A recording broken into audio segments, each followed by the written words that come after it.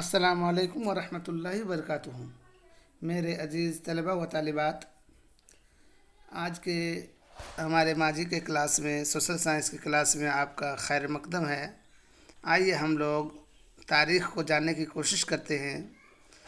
آج ہمارا دوسرا سبق ہے ہمارے ماضی کا، جس کا عنوان ہے شکار غذا جمع کرنے سے پیدا کرنے تک۔ اس عنوان کو پڑھیں گے اور ہم اس عنوان کی ابتدا تشار کا ریل کا سفر سے شروع کریں گے۔ ہم لوگ اس سبق کو شروع کرتے ہیں۔ آئیے سبق کی ابتدا کرتے ہیں کہ تشار اپنے ایک رشتہ دار کی شادی میں شرکت کرنے دہلی سے چنئی جا رہا تھا۔ کہاں؟ دہلی سے چنئی۔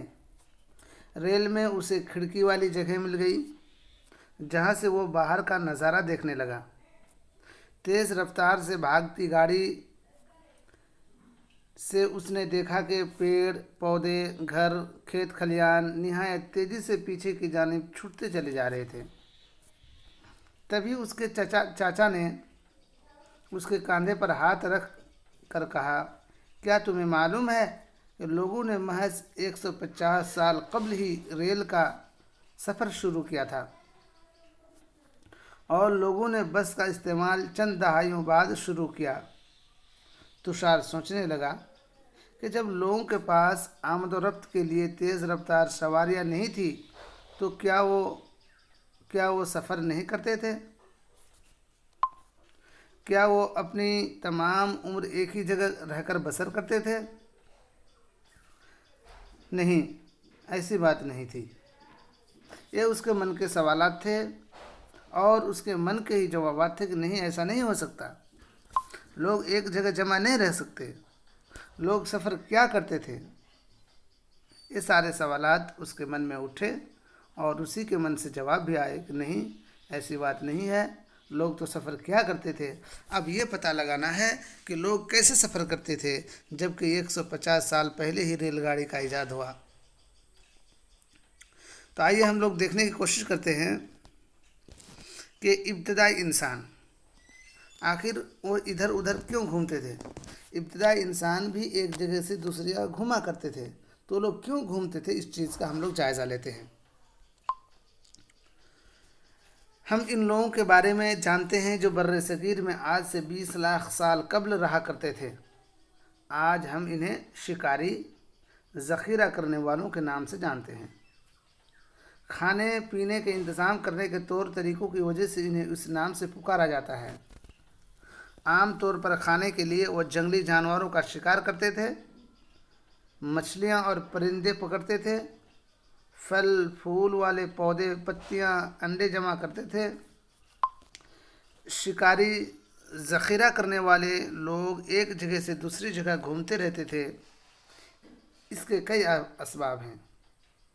اب دیکھیں، شکاری یعنی ذخیرہ کرنے والے لوگ ایک جگہ سے دوسری جگہ گھومتے رہتے تھے۔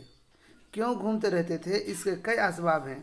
تو اس کتاب میں 4 اسباب دیے گئے۔ کتنے؟ 4 اسباب دیے گئے ہیں۔ تو آئیے ان 4 اسباب کو ہم لوگ دیکھنے کی کوشش کرتے ہیں۔ پہلا سبب ہے کہ اگر وہ ایک ہی جگہ پر زیادہ دنوں تک رہتے تو اطراف کے پودوں، پھلوں اور جانوروں کو کھا کر ختم کر چکے ہوتے، اس لیے اور خوراک کی تلاش میں انہیں دوسری جگہوں پر جانا پڑتا تھا۔ نمبر 2، یہ پہلا ہم نے سمجھ لیا کہ اگر ایک ہی جگہ رہیں گے، چونکہ اگاتے کچھ نہیں تھے، قدرتی طور پر جو چیزیں پائے جاتے تھے اطراف میں انہی چیزوں کو کھاتے تھے، تو ایک جگہ رہنے پر آس پاس کے تمام چیزیں جب ختم ہو جاتی تھی تو ان لوگوں کے لیے مجبوری ہو جاتی تھی کہ وہ ایک جگہ سے دوسری جگہ کا سفر کریں۔ آئیے دوسرا سبب دیکھنے کی کوشش کرتے ہیں کہ جانور اپنا شکار حاصل کرنے کے لیے، جانور جو ہیں وہ اپنا شکار حاصل کرنے کے لیے یا پھر ہرن اور مویشی اپنا چارہ تلاش کرنے کے لیے ایک مقام سے دوسرے مقام پر جایا کرتے تھے۔ اسی وجہ سے ان کا شکار کرنے والے لوگ بھی ان جانوروں کے پیچھے پیچھے جاتے تھے۔ یعنی چونکہ انسان جانوروں پر منحصر ہوتے تھے اور جانور ایک جگہ سے دوسری جگہ سفر کیا کرتے تھے اپنی روزی کے لیے، تو یہ انسان بھی ان جانوروں کے پیچھے پیچھے ایک جگہ سے دوسری جگہ سفر کیا کرتے تھے۔ یہ دوسری وجہ ہو گئی۔ آئیے اب ہم تیسری وجہ کی طرف چلتے ہیں۔ تیسری وجہ یہ ہے کہ پیڑوں پودوں میں پھل الگ الگ وقت پر آتے ہیں، لہٰذا لوگ ان کی تلاش میں مناسب موسم کے لحاظ سے وقت مختلف علاقوں میں گھومتے ہوں گے۔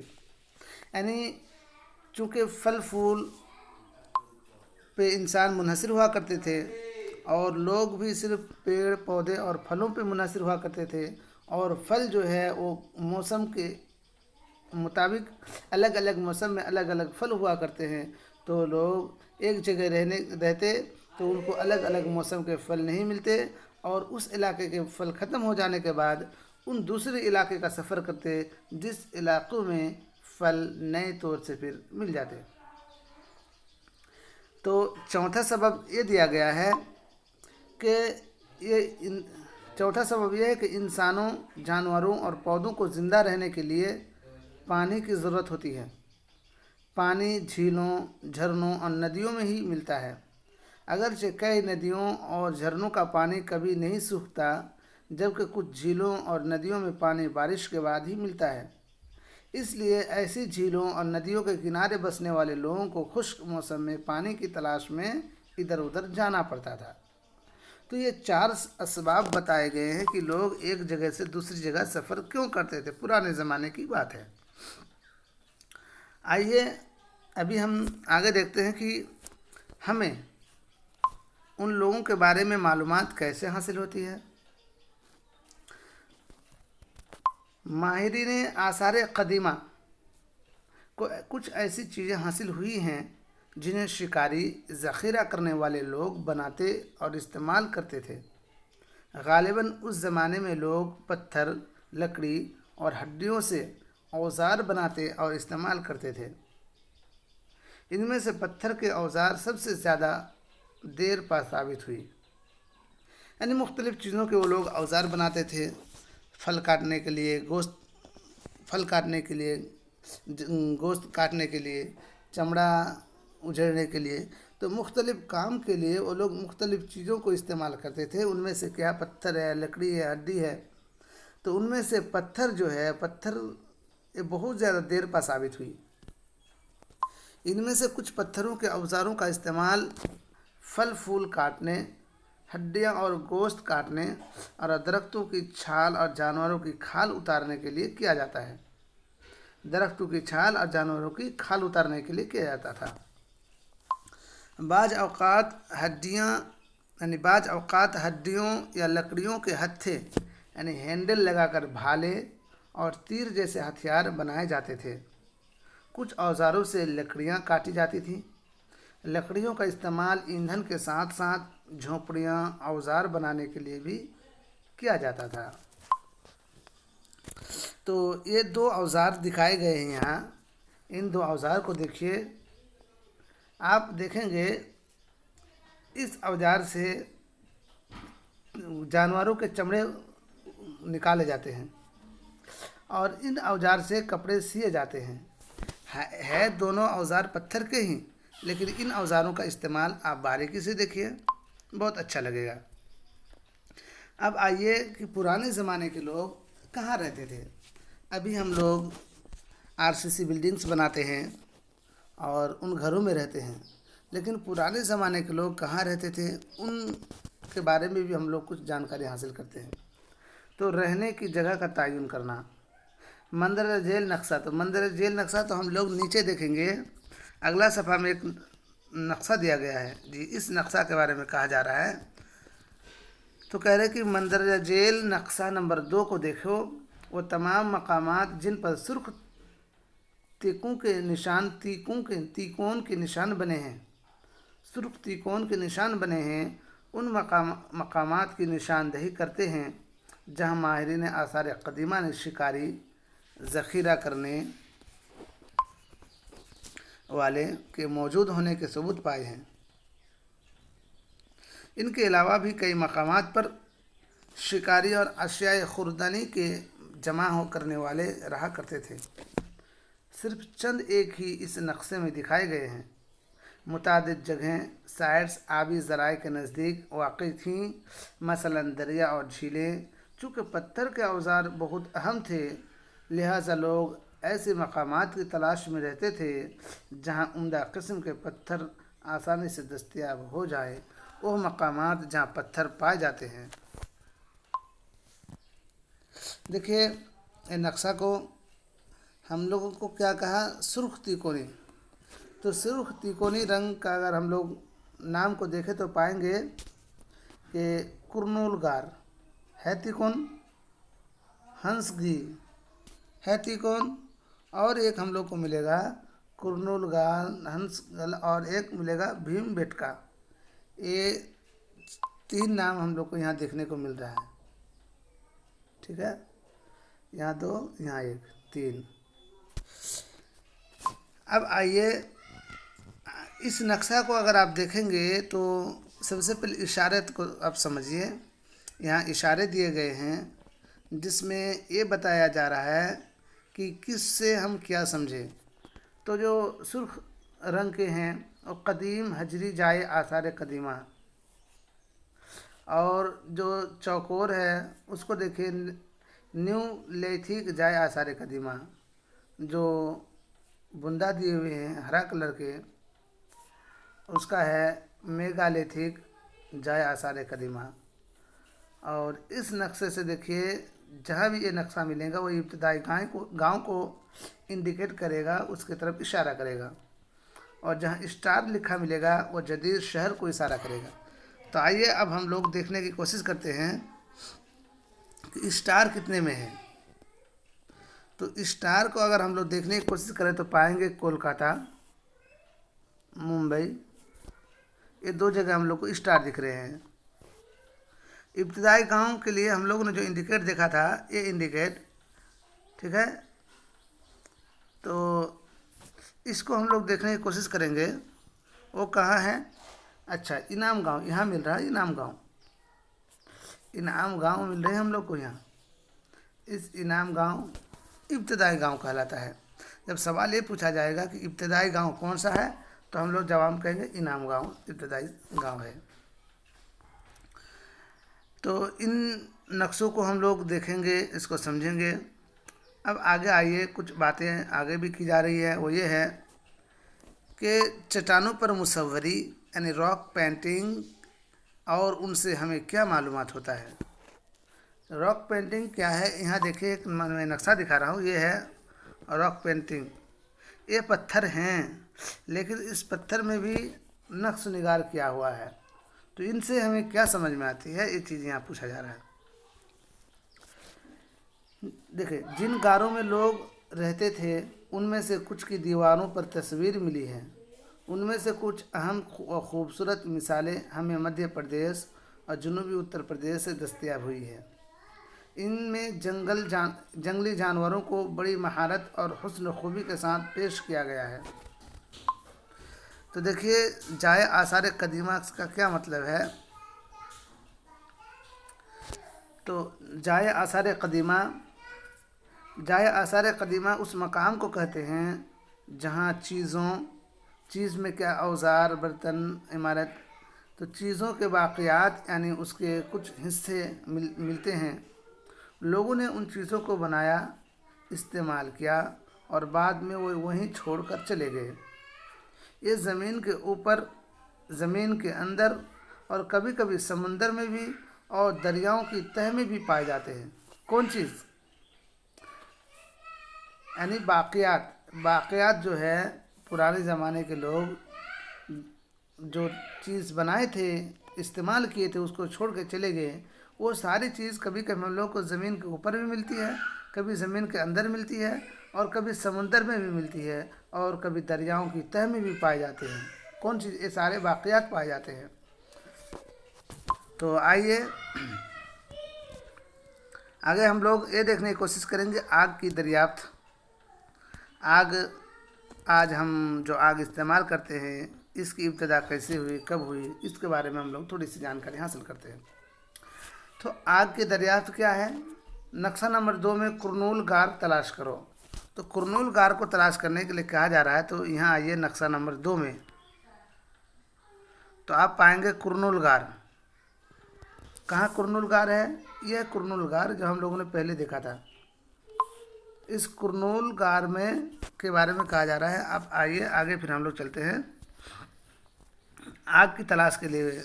जो हम लोगों ने कुरनूल गार के नक्शा को देखा तो कहते हैं कि यहाँ राख के वाक़यात मिले हैं, यानी कुरनूल गार में राख, जो आग जलाने के बाद जो अश यानी राख बसते हैं, वो चीज़, उन चीज़ों के निशानात वाक़यात मिले हैं।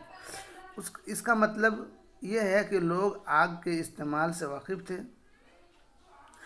आग का इस्तेमाल कई तरह से किया गया होगा उस ज़माने में। चूँकि देखिए, कुरनूल गार एक ऐसी पहाड़ी है जिस पहाड़ी में राख मिले हैं, राख के वाक़यात मिले हैं, कुछ आसार मिले हैं, कुछ नमूने मिले हैं। तो इससे हम अंदाज़ा ये लगा सकते हैं कि उस ज़माने के लोग भी आग का इस्तेमाल क्या करते थे। अब आग का इस्तेमाल किन किन कामों के लिए क्या करते थे, इसके लिए यहाँ 3 पॉइंट दिया गया है कि मसलन रोशनी के लिए, आग का इस्तेमाल रोशनी हासिल करने के लिए करते थे, गोश्त पकाने के लिए करते थे, और ख़तरनाक जानवरों को दूर भगाने के लिए भी क्या करते थे। जी हाँ, आग का इस्तेमाल रोशनी के लिए, गोश्त पकाने के लिए और ख़तरनाक जानवरों को दूर भगाने के लिए क्या करते थे। तो आइए हम लोग क्या कहते हैं कि मौजूदा ज़माने में हम आग का इस्तेमाल किस लिए करते हैं। तो ये सवाल आपके लिए इम्पोर्टेंस है और यह सोचने के लिए आपको मजबूर कर रही है कि पुराने ज़माने के लोग रोशनी के लिए, गोश्त पकाने के लिए और ख़तरनाक जानवरों को दूर भगाने के लिए आग का इस्तेमाल करते थे। लेकिन मौजूदा दौर में हम आग का इस्तेमाल किस लिए करते हैं, ये आपका होमवर्क के तौर पे रहेगा सवाल। आप इस सवाल को नोट कर लें कि मौजूदा ज़माने में हम आग का इस्तेमाल किस लिए करते हैं। इसकी जितनी लंबी फहरिस्त बना सकते हैं। हम 1-2 आपको एग्ज़ाम्पल और मिसाल के तौर पे पेश करते हैं। वो ये है कि जैसे हम लोग आग का इस्तेमाल बेसिकली खाना बनाने के लिए करते हैं, ठीक है।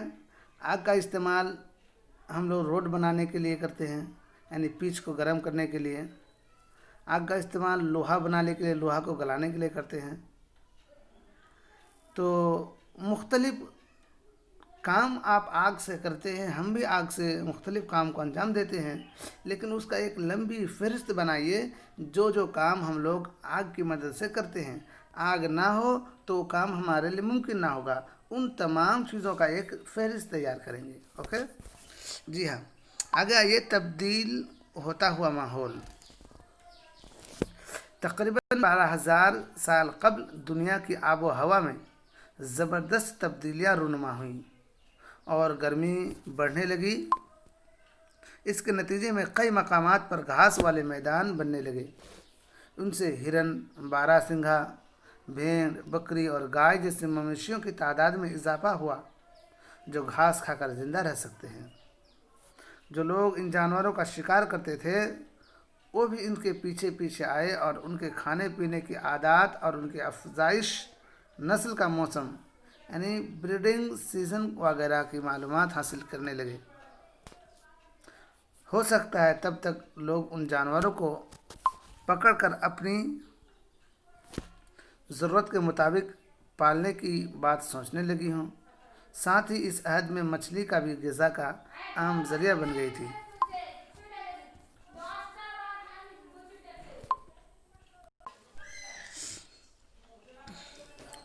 आगे हम लोग देखेंगे खेती और मवेशी पालन की इब्तिदा।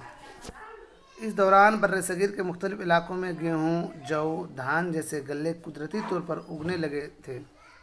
शायद औरतों, मर्दों और बच्चों ने गल्ले को खुराक के लिए जमा करना शुरू कर दिया होगा और साथ ही वो ये भी सीखने लगे होंगे कि अनाज कहाँ पैदा होते थे और फसलें कब पक कर तैयार होती थीं।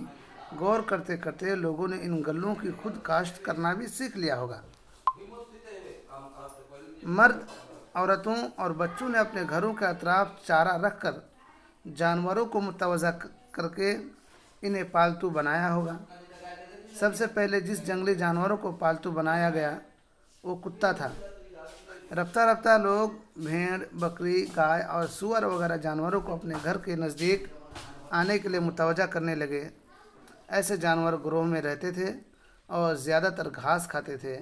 اکثر لوگ دیگر افراد اور جنگلی جانوروں سے ان کی حفاظت کیا کرتے تھے۔ اس طرح رفتہ رفتہ وہ چرواہ بن گیا۔ اب سوال یہ ہے کہ کیا آپ معلوم کر سکتے ہیں کہ سب سے پہلے کتے کو ہی پالتو کیوں بنایا گیا؟ یہ سوال آپ کے لیے رہا۔ آپ اس کے بارے میں سوچئے اور اس ویڈیوز کو کم سے کم 2 بار دیکھیے، اور اگر آپ کو کسی بھی طرح کی سمجھنے میں دشواری ہوتی ہے تو آپ ہم سے رابطہ قائم کریں۔ انشاءاللہ آپ کی جو کنفیوژن ہیں، جو آپ کے شکوک و شبہات ہیں، ان کا ازالہ کیا جائے گا۔ السلام علیکم ورحمۃ اللہ وبرکاتہ۔